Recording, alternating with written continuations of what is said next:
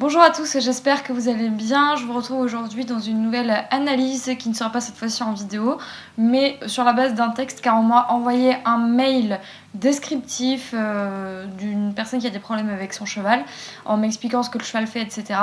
La personne n'a malheureusement pas pu m'envoyer de vidéo, donc je vais quand même vous lire le mail et au fur et à mesure expliquer comme je le fais pour l'image ce qu'on peut faire pour améliorer le travail sur le dressage dans le cas de ce genre de chevaux, etc. Donc c'est parti, on commence tout de suite.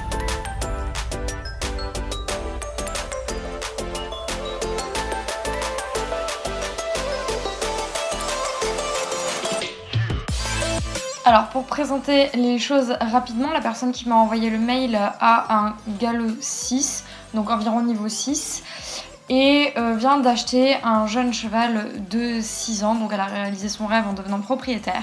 Sauf que quand elle a essayé le cheval, tout allait très bien, et là, avec l'hiver, etc., au fil des semaines, elle a découvert un cheval qu'elle me dit très joueur. Et ça la stresse un peu et elle sait pas trop comment s'y prendre avec. Donc déjà, en ce qui concerne les jeunes chevaux, si vous en êtes à votre premier jeune cheval, sachez que ça va être plus compliqué peut-être que ce que vous pensiez, parce qu'un jeune cheval, ça a des périodes où ça va être calme, ça a des périodes où ça va péter en l'air, et ça a un caractère très instable, c'est-à-dire que de temps en temps ils vont être normaux, j'ai envie de dire, et puis des fois ils vont avoir envie de jouer et puis ça va leur prendre comme ça. Donc surtout avec les jeunes chevaux, ce qu'il faut faire, c'est rester ferme, mais en étant calme, évidemment ne pas avoir peur parce que sinon c'est la catastrophe, et être sûr d'instaurer des bases solides, que ce soit à pied ou à cheval. Voilà, ça c'est mon premier conseil en ce qui concerne les jeunes chevaux, peu importe votre niveau, ça va être très important d'instaurer d'abord ces bases à pied et ensuite à cheval. Ensuite, donc la personne me dit, au début tout allait très bien, et puis depuis quelques semaines, le froid arrive et je découvre un petit cheval très joueur, bien différent de celui que j'ai acheté, donc ce que j'expliquais juste avant. Depuis toujours, je suis anxieuse et du coup un peu flippée à cheval, en particulier à l'obstacle. J'ai tendance à me raidir malgré moi et à être crispée. Donc du coup, malheureusement, tu vas devoir prendre sur toi et te relaxer un maximum, sinon plus tu vas te crisper, plus ton cheval va se crisper, surtout sur un jeune cheval qui a tendance à un petit peu absorber les émotions. Déjà que ça arrive sur des chevaux matures, alors sur des jeunes chevaux c'est encore pire. Mais malheureusement tu vas devoir prendre sur toi et réussir à respirer et à te relaxer, quitte à faire des choses très simples au début avec ton cheval. Si par exemple tu as peur de, je ne sais pas, de galoper ou de sauter des barres, quitte à faire juste une détente au pas et au trot pour apprendre à te relaxer et ensuite rajouter des étapes au fur et à mesure. Du coup, mes plus grosses angoisses se réalisent, les chevaux pètent en l'air à force de les retenir ou de trop bouger, ils finissent généralement par exploser. Mon cheval est gentil, brave et de bonne volonté, mais avec le froid et mon caractère qui commence à cerner, il fait mine d'avoir peur de tout ou me prend la main, etc. Bon, alors, déjà, retenir un cheval, que ce soit un jeune cheval ou un cheval en général, c'est pas une bonne idée. Retenir pas dans le sens où il s'emballe et on le retient, retenir dans le sens où le cheval ne bouge pas, il a son énergie naturelle, et le retenir parce qu'on a peur, c'est pas une bonne idée. Donc déjà, reprendre le premier thème que j'ai abordé juste avant, prendre sur soi et apprendre à se relaxer et à souffler. Et ensuite, un cheval qui veut avancer, on le laisse avancer. C'est-à-dire que par exemple, vous n'allez pas laisser votre cheval partir au galop si vous n'aviez pas décidé de partir au galop, mais je veux dire, si vous êtes au trot par exemple, et que votre cheval a un petit peu plus d'énergie ou d'activité que ce que vous pensiez, bah laissez-le avancer. Du moment qu'il est dans la bonne attitude, laissez-le avancer. Après, c'est vrai que sur des jeunes chevaux, ils ont tendance à prendre un petit peu la main. Il faut faire attention, il faut jouer un peu dans les doigts, reprendre quand on sent que on n'a plus trop, que le contact commence à se perdre entre ce que vous pensez et ce que votre cheval est en train de penser également. Et aussi favoriser l'enchaînement de figures rapprochées. Par là, je veux dire faire un cercle de 20 mètres par exemple, un petit peu plus loin, faire un cercle de 15 mètres, ensuite une serpentine, une diagonale, une transition, enfin ce que vous voulez. Enchaîner les figures, éviter de faire des tours de carrière gratuitement et pour rien, parce que votre cheval s'ennuie rapidement et il va avoir, surtout sur un jeune, et il va avoir tendance à penser à la bêtise qu'il va faire juste après, plutôt qu'à se concentrer sur ce que vous lui demandez. Donc essayez de peut-être faire des séances plus courtes, mais enchaîner des exercices plus rapproché. Alors, il fait mine d'avoir peur de tout ou me prend la main. Alors pour ce genre d'attitude, que ce soit sur un jeune cheval ou sur un cheval plus mature, c'est la même réaction qu'il faut avoir. Un cheval qui regarde, après ça va dépendre du niveau d'avancement du dressage sur votre cheval, j'ai envie de dire. Mais pour un cheval qui regarde, le mieux c'est de mettre le bout du nez à l'intérieur, donc c'est-à-dire la tête du cheval du côté inverse par rapport à ce qu'il regarde. Je m'explique plus clairement, si votre cheval regarde quelque chose sur ce côté-là qui lui fait peur, vous allez lui mettre le bout du nez à l'intérieur de ce côté-là, amener l'incurvation et la mise en main. En fait, ça va permettre à votre cheval déjà d'une chose, de se relaxer, et ensuite d'éviter de regarder le truc qui fait peur, de lever la tête et de faire un écart. Avec ça, vous rajoutez votre jambe antérieure. Même si votre cheval ne connaît pas, par exemple, je sais pas, l'incurvation, l'épaule en dedans et tout, s'il ne connaît pas, c'est pas grave. Le fait d'accompagner le cheval avec sa jambe intérieure, si vous voulez, ça va les rassurer et ça va quand même l'orienter, même s'il ne connaît pas le geste. S'il connaît le geste, c'est encore mieux. Pour un cheval qui est très regardant et qui va avoir tendance à avoir des réactions excessives, j'ai eu le cas avec Da Vinci par exemple, le mieux c'est de passer en épaule en avant ou en épaule en dedans, devant les objets ou n'importe quoi, devant les trucs qui font peur. C'est-à-dire que, par exemple, votre cheval a peur ici, donc même exemple que tout à l'heure, vous allez d'abord venir au pas, en caressant, en vous rapprochant. Alors, il y a des personnes qui tiennent un discours différent, qui pensent que caresser un cheval quand il a peur, c'est pas bien. Moi, je pense l'inverse. Je pense que le cheval il n'assimile pas la caresse à c'est cool d'avoir peur. Je pense que le cheval associe la caresse à quelque chose de rassurant et à votre voix. Donc, moi, personnellement, quand mon cheval a peur de quelque chose, je lui montre pas, je le caresse et je lui parle en même temps. Je lui parle presque comme un bébé, comme si j'étais gaga, en lui disant « Ah, c'est bien, bravo, machin ». Et le cheval se détend tout de suite. Si votre cheval a l'habitude de vous suivre à pied, que vous le manipulez, etc., il passera. Une fois que vous avez montré ce qui fait peur sur le côté, vous repassez une fois au pas en mettant le bout du nez à l'intérieur et en passant en épaule en dedans ou en épaule en avant. Comme ça, en fait, votre cheval va quand même se crisper et essayer de tirer un peu pour regarder ce qu'il y a sur le côté. Mais le fait de le mettre en épaule en avant, si vous voulez... Vous le mettez en épaule en avant, lui il va se crisper pour essayer de regarder, donc au final, entre l'un et l'autre, il va se retrouver droit avec un léger pli à l'intérieur, donc vous serez quand même passé. Et là, vous avez gagné. Et votre cheval n'a pas eu peur, il est passé, et là, vous récompensez. Et vous faites ça plusieurs fois jusqu'à ce que ça aille mieux. Et au final, à force de faire ça, votre cheval va associer le fait que l'épaule en dedans et le pli à l'intérieur, quand il a peur de quelque chose, c'est le côté rassurant, ça veut dire qu'il peut y aller et que vous l'invitez à y aller. Et du coup, plus ça va aller, moins votre cheval va... il va pas moins regarder, mais il passera mieux quand vous lui demanderez. Voilà. Donc pour les chevaux regardants, il faut agir comme ça. J'ai eu plusieurs chevaux regardants au travail, notamment Da Vinci qui était extrêmement regardant et qui est toujours très regardant. Et je le montre comme ça et tout va très bien. C'est une technique qui est extrêmement respectueuse et qui marche très bien, qui est basée sur la confiance et le travail sur le dressage. Donc il n'y a aucun problème avec cette technique-là. Ensuite, concernant les chevaux qui prennent la main, c'est possible par rapport au cas du male que le cheval prenne la main parce qu'il est jeune, qu'il a besoin de se défouler et que la cavalière le retient trop. Donc première chose, je vous disais déjà tout à l'heure de laisser avancer vos chevaux à leur rythme sans vous faire embarquer. Mais si jamais ça vous arrive, pour éviter justement de vous faire embarquer, alors si jamais ça pète en l'air d'un coup et vous vous faites embarquer, vous faites comme vous pouvez, vous arrêtez. Et ensuite, si vous sentez que ça commence à monter un peu en pression et que vous perdez le contrôle, rapprochez les cercles, rapprochez les figures et ça va reconcentrer votre cheval. Et faites des figures serrées, c'est-à-dire par exemple des petits cercles, des petites serpentines, des petites diagonales. Et vous enchaînez avec le pli à l'intérieur et ça va concentrer votre cheval. Et au fur et à mesure, vous essayez de rester calme et de recalmer et ça va rentrer dans l'ordre comme ça. Et vous allez éviter le côté je me fais embarquer ou tracter. Pareil, si jamais ça vous arrive de vous retrouver emballé, ça arrive à tout le monde, vous arrêtez comme vous pouvez le plus respectueusement possible. Et dès que vous avez réussi à vous arrêter, vous caressez parce que votre cheval a accepté de s'arrêter. Et ensuite vous calmez et vous relaxez et vous re-relaxez votre cheval, vous remettez tout en ordre et dans le calme. Voilà, le but... si vous voulez, l'intérêt c'est de ne pas laisser votre cheval dans le rouge dans tous les cas. Ensuite, Pour l'instant, je me fais encadrer une fois par semaine par un pro, bon ça c'est bien. Mais je pense le faire travailler plus régulièrement par quelqu'un pour m'aider en plus de mon cours hebdomadaire pour que lui progresse aussi et pour m'en sentir ne pas lui apprendre que des bêtises. Alors si jamais c'est le cas, je te conseille de faire monter ton cheval par la même personne qui te fait les cours pour éviter de lui mettre déjà trop d'aides différentes et trop d'écoles différentes.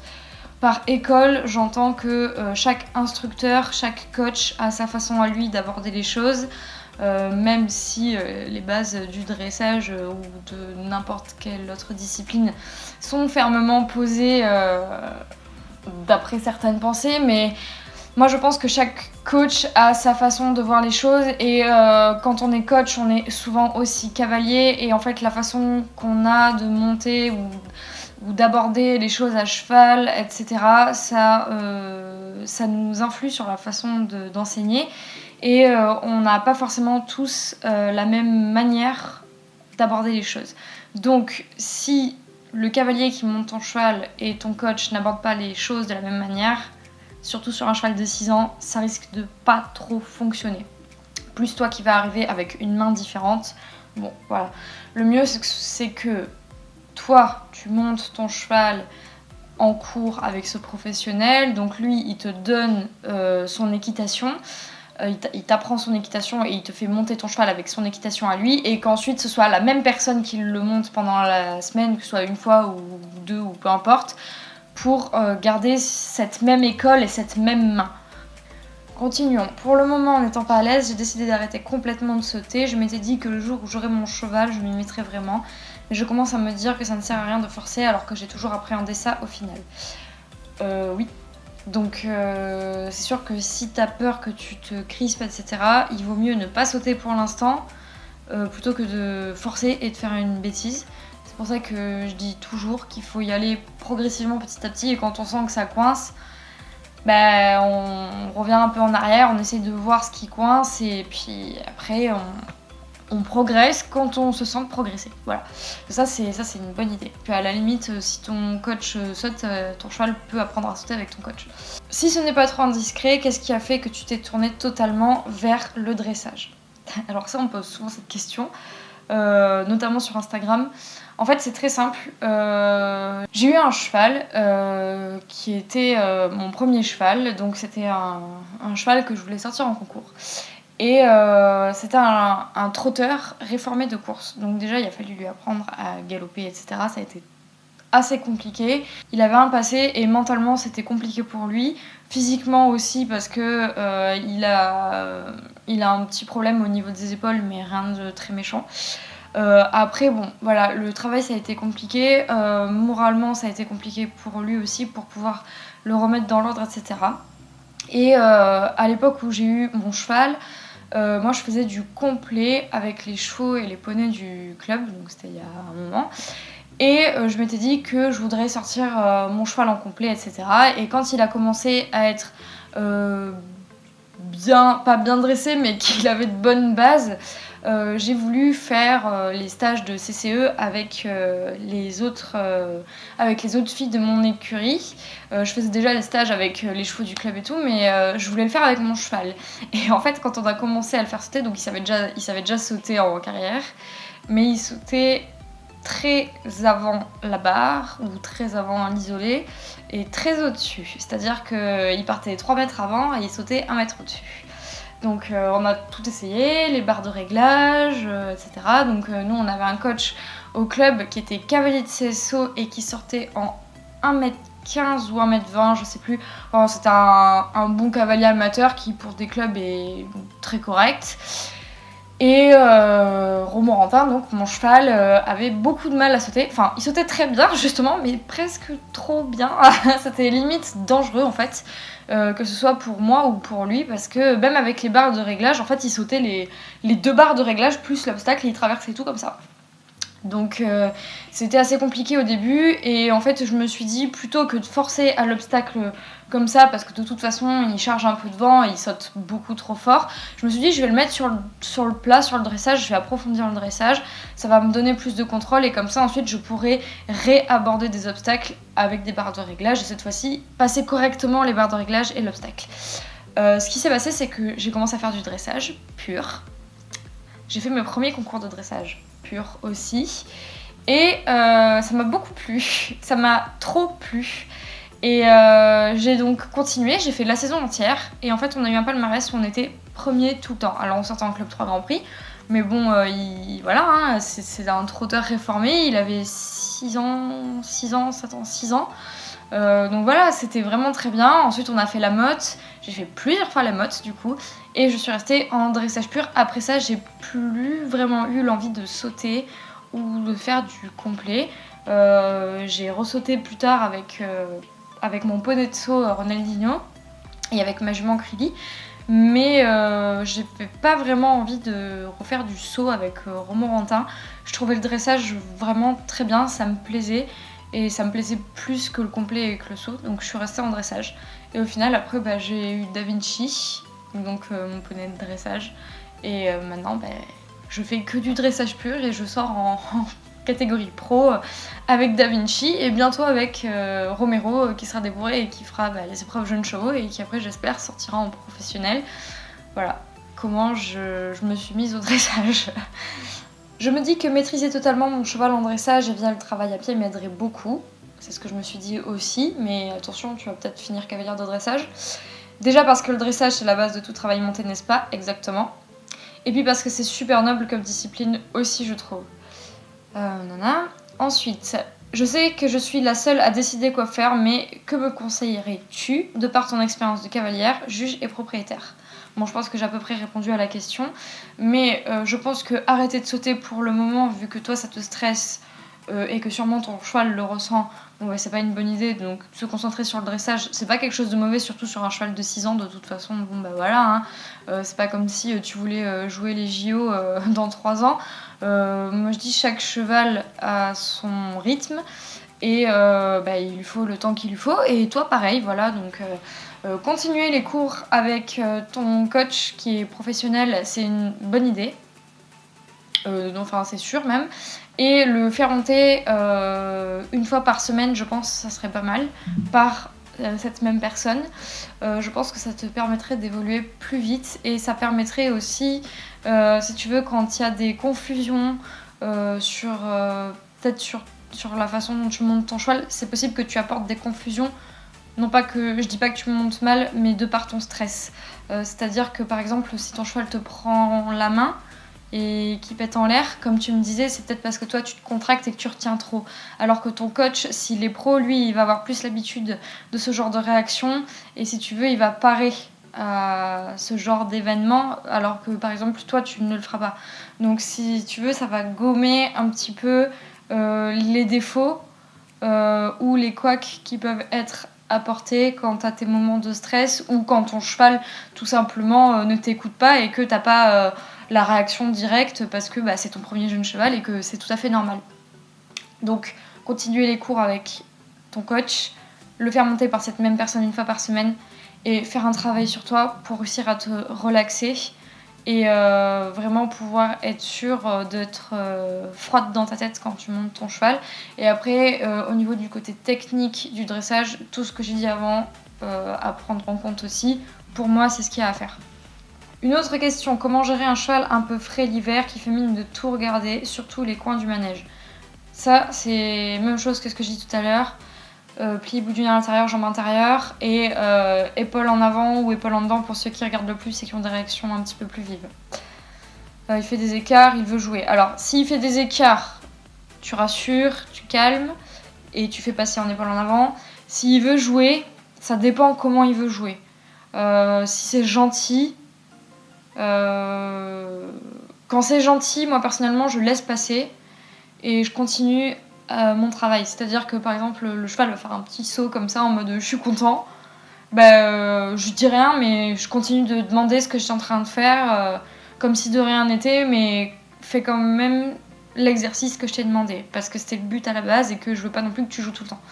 Mais c'est pas la peine de fâcher pour rien non plus. Après, si c'est jouer méchamment et que c'est dangereux pour toi, moi, ce que je conseille en premier lieu, c'est d'hausser la voix. Je déteste les cavaliers, les propriétaires ou toute autre personne du monde équestre qui se fâche avec la cravache. Je ne comprends pas et je ne comprendrai jamais ça. C'est-à-dire que, à part si votre cheval vous saute dessus, vous arrache le bras et vous botte, là ok, mais à part ce genre de cas extrêmes qui n'arrivent pratiquement jamais, à part sur des cas extrêmes justement où il y a eu vraiment d'autres troubles psychologiques avant, mais sinon un cheval qui fait l'idiot,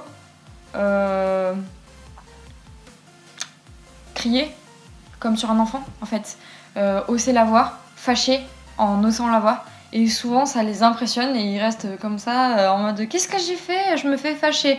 Si ça suffit pas, que par exemple votre cheval, je sais pas, recule, se met en désordre, tac, un coup de talon en avant, et ça suffit largement pour fâcher votre cheval. Et une fois que vous avez fâché, vous recalmez derrière, vous rassurez et vous recalmez et vous reprenez votre cheval et vous faites redescendre votre pression et toujours recalmer derrière et ne jamais mettre votre cheval dans le rouge, même s'il a besoin d'être fâché, parce que des fois ils vont trop loin et qu'ils font des grosses bêtises. Si vous fâchez pas méchamment. Un cheval, ça reste un être qui est sensible et qui a facilement peur. Donc il n'y a pas besoin de se mettre dans tous ces états pour punir entre très gros guillemets un cheval. Moi personnellement je suis pas du tout pour cette méthode. Voilà. Donc ça, ce n'est que mon avis. Vous prenez en compte si vous voulez. Si vous n'êtes pas de cette école là, c'est dommage. Mais voilà. Donc un cheval qui joue entre guillemets méchamment, on hausse la voix ou un coup de talon sans éperon. Si vous avez des éperons, juste vous fermez vos mollets et vous activez un petit peu vers l'avant. Mais en général, sur un jeune cheval, on met pas d'éperon, un petit coup de talon et on y va, et voilà, c'est tout. L'essentiel avec un cheval, et encore plus avec un jeune cheval, c'est que quand ils font les andouilles, c'est de continuer ce que vous êtes en train de faire, comme si ce que lui était en train de faire, vous en aviez rien à faire. Voilà. Vous voulez faire un cercle, vous faites le cercle. Vous voulez faire une session, vous faites une session. Et le cheval doit le faire. Et au final, c'est comme ça qu'on le fâche, entre guillemets, en l'obligeant à faire l'exercice qu'il ne voulait pas faire, comme on ferait, je sais pas, pour un enfant qui veut pas faire ses devoirs, par exemple. Au pas, je gère, mais au trot, il accélère, déjà, et au galop, soit il accélère la tête en l'air, et j'ai plus le contrôle, ou alors il met la tête entre les antérieurs. Alors, plusieurs solutions. Au pas, bon, tu gères très bien. Au trot, il accélère. Donc s'il accélère, tête à l'intérieur, cercle. Et le même cercle, pas trop petit non plus pour pas trop le tordre, mais le même cercle, plusieurs fois, jusqu'à ce qu'il se recalme. Et une fois qu'il est calme, tu réavances droit. Et s'il refait le bête, tu recercles. Et ainsi de suite, en avançant au fur et à mesure, jusqu'à ce que ça passe. Voilà, c'est tout. Et au final, c'est un petit peu l'avoir à l'usure, mais au final, ça reste respectueux. Au galop, soit il accélère la tête en l'air, donc dans ce cas-là, même chose que pour le trot précédemment, on met le uni à l'intérieur, on réoriente sur la main, et si c'est vraiment trop en désordre, on repasse au trot et on repart au galop dans le calme et en ordre. Et même chose que pour le trot précédemment. Ou alors, il met la tête entre les antérieurs, il a pour défaut de s'encapuchonner et s'appuie sur le mort. Alors, ça c'est différent. S'il fait juste ça et qu'il se met pas à faire des sauts de mouton, ça va. S'il se met à faire des sauts de mouton, on s'arrête et on repart dans le calme. S'il s'encapuchonne, le mieux à faire, c'est soit de monter les mains, mais en fait ça dépend des chevaux. Il y a des chevaux pour qui monter les mains, ça les aide à se réouvrir. Et il y en a, ils s'enferment encore plus. Donc ça dépend. Là, le mieux, c'est de tester. Soit tu montes les mains et tu t'aperçois que ton cheval se réouvre, et là, tant mieux. Et après, tu remets en ordre correctement. Soit ça marche pas du tout. Et dans ce cas-là, en fait, tu avances tes mains vers sa bouche en faisant un petit peu... en donnant du mou, comme ça, un petit peu comme pour dire galope un peu libre. Et en fait, ça va aider au cheval à se redélier et à réavancer, et après tu peux retravailler correctement. Et après, si tu vois qu'il n'y a aucune de ces deux solutions qui marche, tu repasses au trot, tu redonnes du mou à ton cheval et tu reprends en ordre depuis le début et tu le laisses pas s'enfermer. Mais en général, redonner du mou, ça, y a pas de problème, ça marche très correctement. Ensuite, bref, dans les deux cas, je ne suis pas du tout à mon aise, normal, je me crispe, bloque ma main et n'ose plus avancer. Bon, là, ça, je pense que tu stresses, ou peut-être même dans le cas extrême que ça te fait presque un peu peur. Il faut pas que tu t'inquiètes pour ça, tous les jeunes chevaux le font. Et comme je l'ai dit déjà 2 fois, il va falloir vraiment faire un travail sur toi, réussir à te relaxer et à te dire que dans tous les cas, il faut que tu le fasses comme ça, sinon ça ne marchera pas différemment. Donc il faut que tu arrives à rester calme et à demander correctement les choses, à décomposer tes aides correctement. Et si tu sens que tu as peur et que tu te crispes et que tu commences à plus pouvoir rien faire, bah, tu t'arrêtes, tu repasses au pas, tu recalmes ton cheval et tu te recalmes toi. Et quand tu te sens mieux, bah, tu repars au trot et tu repars au galop. Tu fais à ton rythme en fait. Le mieux c'est de faire chacun à son rythme du moment que c'est bien fait. Voilà. Mon coach me dit que longer avant de monter n'est pas nécessaire puisque mon cheval n'est pas une foudre de guerre non plus. Alors, je trouve non plus que c'est pas forcément nécessaire, ça dépend vraiment des chevaux. Si ton cheval n'est pas particulièrement chaud, bon, ça va pas changer son attitude de longer avant. Il y a des chevaux, même des chevaux chauds, le fait de les longer avant, ça les défoule pas vraiment. Je sais que ma cousine, par exemple, son cheval, elle le longe avant de le monter et ça l'aide beaucoup. Son cheval, ça lui convient vraiment. Et Da Vinci, par exemple, qui a tendance à être explosif, le longer avant, il en a rien à faire. On le longe, il est très bien, il se met super bien, il est très calme, il fait sa longe, et puis dès qu'on monte dessus, pan. Voilà. Donc ça, vraiment, c'est propre à chaque cheval. Après, tu peux toujours essayer. Et si tu vois que toi, ça t'aide, pourquoi pas. Mais c'est pas spécialement nécessaire. Ça dépend vraiment des chevaux. Faut essayer. Si tu trouves ça mieux, fais-le. Et si tu vois que ça t'apporte rien, bah, c'est pas nécessaire. Voilà. Mais ça me laisse perplexe. Donc voilà, essaye et tu verras. Désolée pour le pavé, j'espère que tu pourras m'aider. Il n'y a pas de problème. J'ai proposé de toute façon de vous aider. Donc voilà. Donc c'est terminé pour cette analyse de texte. J'espère que ça vous aura plu, que ça aura pu vous aider également. Si jamais vous avez des vidéos à m'envoyer ou que vous voulez faire un texte parce que vous n'avez pas de vidéo et que vous pouvez tout simplement pas être filmé, n'hésitez pas à m'envoyer un mail, je vous mets l'adresse mail juste ici et je vous la remets en barre d'infos également comme d'habitude. Évidemment, je vous invite à vous abonner à la chaîne si vous souhaitez me suivre et voir toutes les nouvelles vidéos qui vont sortir, ou voir également celles qui sont déjà sorties parce qu'on en a fait pas mal là après Noël. On a réussi à reprendre un petit peu le rythme et à faire quelques vidéos, donc je vous invite à aller les voir également. Elles sont sur ma chaîne, vous pouvez cliquer par là, il me semble, pour y aller. Vous abonner donc, comme je le disais. N'hésitez pas à liker, commenter cette vidéo si ça vous fait plaisir. Si vous avez des questions, n'hésitez pas à me les poser en commentaire. Je répondrai avec plaisir. Si vous avez des problèmes avec vos chevaux, vous pouvez m'envoyer un mail ou me poser une question en commentaire également. Il n'y a aucun problème, je suis là pour ça. Sur ce, cette vidéo est terminée et je vous dis à dimanche prochain.